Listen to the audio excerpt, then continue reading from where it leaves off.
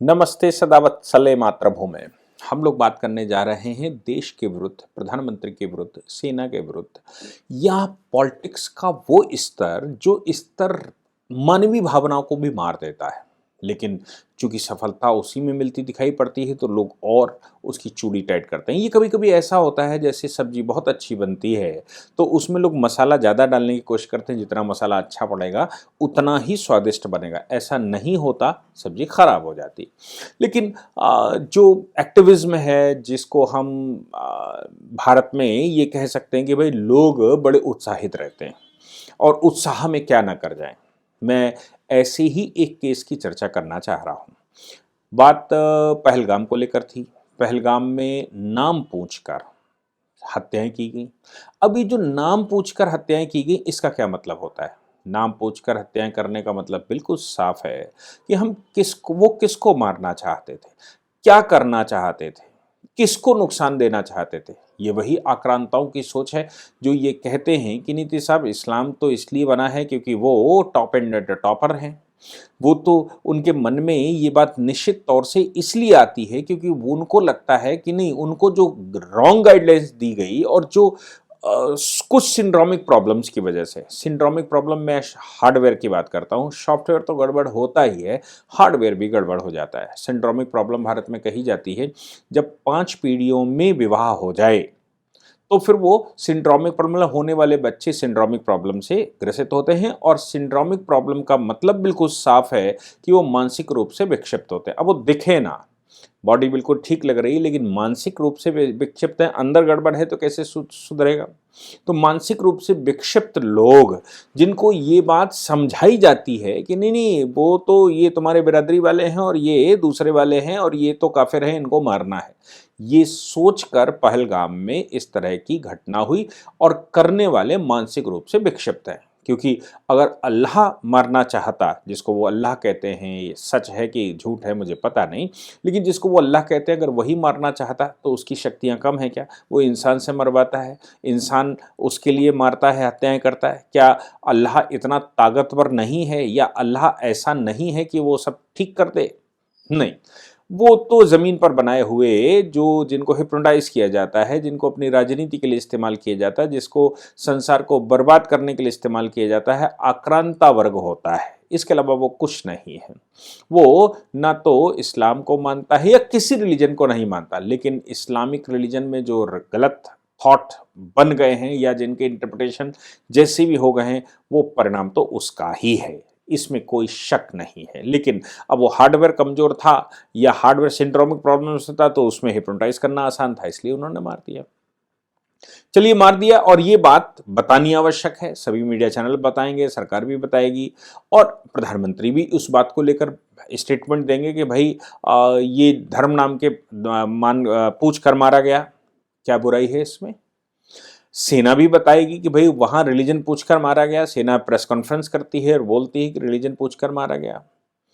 अब अगर उस बात को ऐसे कहा जाए कि प्रधानमंत्री धर्म की राजनीति कर रहे हैं, प्रधानमंत्री संप्रदाय की राजनीति कर रहे हैं, सेना को भी अपने इन्फ्लुएंस में ले लिया है और सेना भी अब प्रधानमंत्री की भाषा बोल रही है, या इस तरह का कुछ कहा जाए। लेकिन क्यों कहा जाए?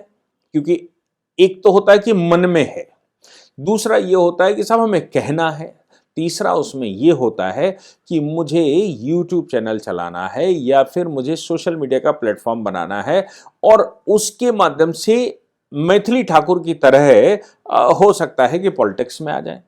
ये भी संभव है कि पीछे से फंडिंग ठीक ठीक, आजकल कोलैबोरेशन होता है, कोलैबोरेशन में फंडिंग ठीक ठीक पॉलिटिकल पार्टियां करती होंगी, तो ये भी संभव है कि वो कर रहे हों।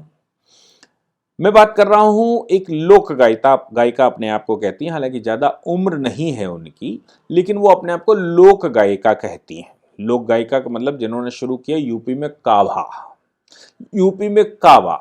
अब यूपी में काबा ये 2022 के चुनाव में वो निकल कर आई, उन्होंने एक बात कह दी और यूपी में काबा बाबा जी को और ये सब उल्टा सीधा बोल दिया कि रोटी नहीं, दाल नहीं, खाना नहीं, पानी नहीं, ये नहीं, वो नहीं, सड़क नहीं, वो नहीं, व्यवस्था नहीं, और काबा। बाबा जी चुनाव लड़ रहे थे, भारतीय जनता पार्टी चुनाव लड़ रही थी 2022 का, और 2022 के चुनाव में चूंकि एक बार सरकार रह चुकी थी तो काबा चल गया। अब विरोधियों ने वो काबा ठीक से चलाया, हालांकि उसके जवाब में इतने काबा हो गए कि वो प्रोसिक्यूटेड हो गई। उन्होंने ये बयान भी दिया कि वो पॉलिटिकल पार्टी मुझे टारगेट कर रही है, फला मुझे टारगेट कर रहे हैं, ऐसा गलत हो रहा है मेरे साथ, मुझे टारगेट करके ऐसा बोला जा रहा है। खैर, जो हुआ सो हुआ, वो तो पॉलिटिकल बात थी।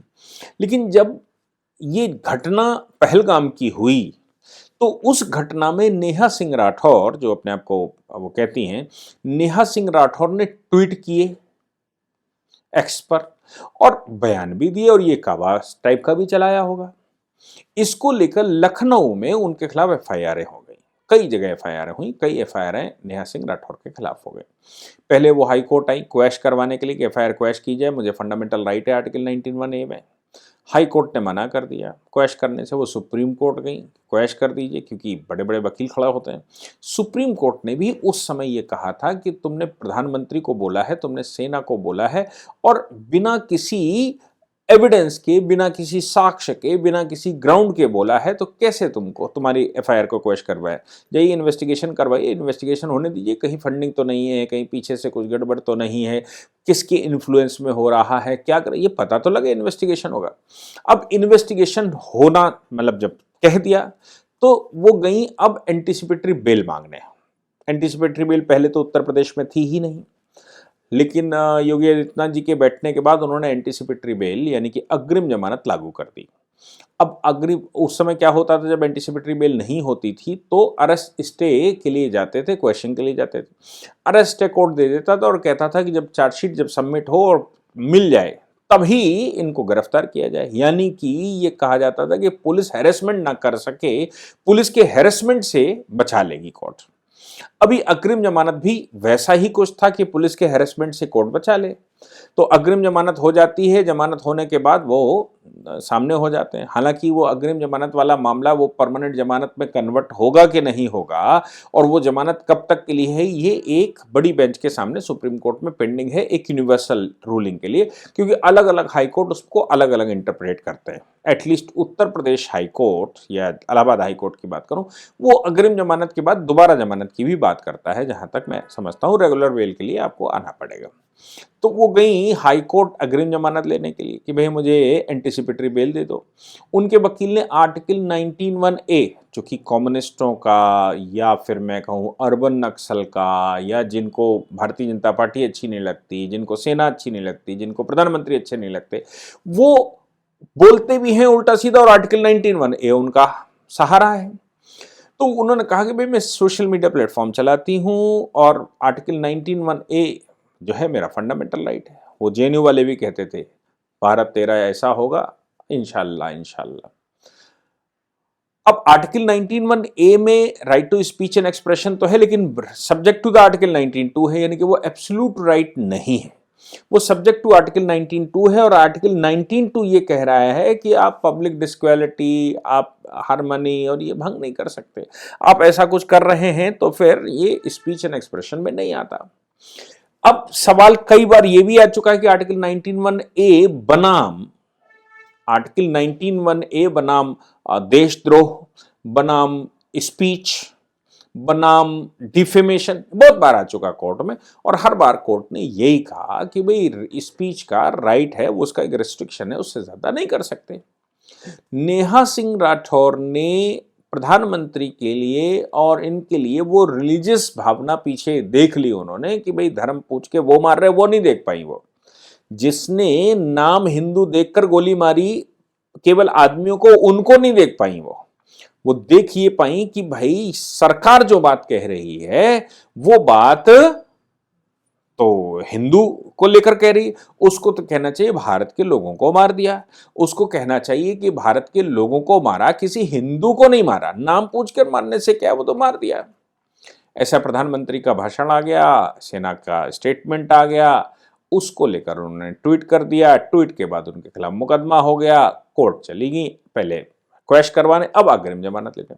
हाई कोर्ट ने उनसे कहा कि आर्टिकल 19(1)(a) में राइट एब्सोल्यूट तो है नहीं, और आप जो उल्टा सीधा प्रधानमंत्री के लिए कहते हैं, सेना के लिए कोई सामान्य बात नहीं है, ये एक गंभीर बात है। इसलिए हम आपको एंटीसिपेटरी बेल तो नहीं दे सकते। यानी कि नेहा सिंह राठौर को बड़ा जजमेंट लिखा है कोर्ट ने 11 पेजेस का, और नेहा सिंह राठौर को उल्टी सीधी भाषा प्रधानमंत्री और सेना के लिए इस्तेमाल करने, मतलब राजनीति या यूट्यूब या सोशल मीडिया प्लेटफॉर्म में हिट करने के लिए कहां तक, किस स्तर तक आप गिरेंगे? सबका स्तर होना चाहिए ना कि किस स्तर तक गिरेंगे, बिल्कुल ही गिर जाएंगे, कुछ भी कहेंगे। हाई कोर्ट ने इन सबको ध्यान में रखते हुए एंटीसिपेटरी बेल खारिज की। अब जब खारिज कर दी तो नेहा सिंह राठौर, पत्रकारों ने भी पूछ लिया, एएनआई, शायद एएनआई को उन्होंने बताया, तो उन्होंने कहा कि मेरा राइट है लीगल एड लेना और कोर्ट ही मेरे लिए सब कुछ है, मैं सुप्रीम कोर्ट जाऊंगी और सुप्रीम कोर्ट से अग्रिम जमानत लेकर आऊंगी, ये मेरा राइट बनता है। हालांकि सुप्रीम कोर्ट पहले जा चुकी हैं वो एफआईआर क्वेश्चनिंग के लिए, एफआईआर क्वेश्चनिंग सुप्रीम कोर्ट ने किया नहीं था। अब अग्रिम जमानत सुप्रीम कोर्ट देता है कि नहीं देता है, ये बात गंभीरता से लेने वाली है, क्योंकि वो ये कह रही थी कि भाई मैंने तो अपने मन से लोकेशन शेयर कर दी, मैं तो इन्वेस्टिगेशन में पूरा साथ देने वाली हूं। जब मैं खुद अपनी तरफ से अपनी लोकेशन शेयर कर रही हूं, लाइव लोकेशन शेयर कर रही हूं पुलिस को, और पुलिस में से पूछ सकती है, कभी भी पुलिस सवाल खड़े कर सकती है, कभी भी पुलिस में से बात कर सकती है, तो फिर अग्रिम जमानत क्यों नहीं मुझे मिलेगी? क्योंकि आप तो मेन पर्पस तो इन्वेस्टिगेशन है, इन्वेस्टिगेशन में सहयोग है, मैं सहयोग करने को तैयार हूं, और मैं अपनी लोकेशन भी शेयर कर रही हूं, और मैं सदैव इनवाइट कर रही हूं पुलिस को कि आइए और मेरे से बात करिए, मैं अपनी बात बताऊंगी। फिर भी हाई कोर्ट ने डिसमिस कर दी उनकी जमानत याचिका। अब वो सुप्रीम कोर्ट जाने की बात कर रही। सुप्रीम कोर्ट क्या तय करता है ये भविष्य बताएगा। जय हिंद, जय भारत, वंदे मातरम।